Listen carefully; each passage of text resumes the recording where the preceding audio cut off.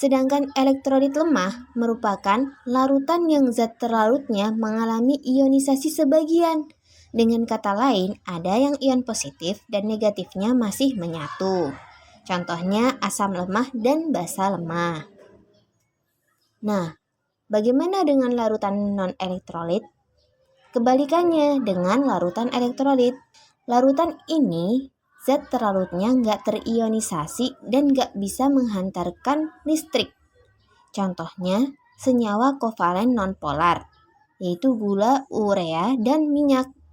Jadi bisa kita simpulkan dari kedua jenis larutan di atas yaitu zat terlarut yang dilarutkan ke dalam pelarut kemudian menghasilkan ion-ion merupakan larutan elektrolit.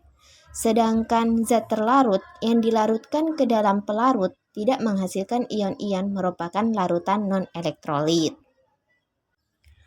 Oke, sekarang kita masuk ke bagian sifat larutan. Sebelumnya kita udah ngomongin pengertian larutan dan klasifikasinya. Kurang lengkap rasanya kalau kita udah ngomongin sesuatu tanpa memahami sifatnya, iya nggak sih?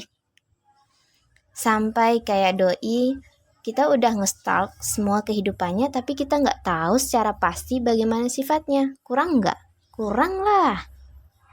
Maka dari itu, yuk kita kenali juga sifat larutan. Yang pertama, larutan merupakan campuran yang homogen.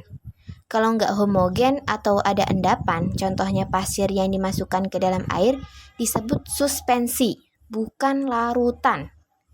Yang kedua, partikelnya berukuran kecil dan memiliki diameter kurang dari 1 nanometer.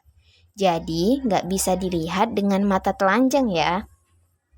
Yang ketiga, antara zat pelarut dan terlarut nggak bisa dibedakan. Anggap saja komponen yang lebih banyak dinamakan zat pelarut dan yang lebih sedikit disebut zat terlarut. Yang keempat, komponen-komponen suatu campuran gak bisa dipisahkan menggunakan filtrasi atau saringan karena udah homogen.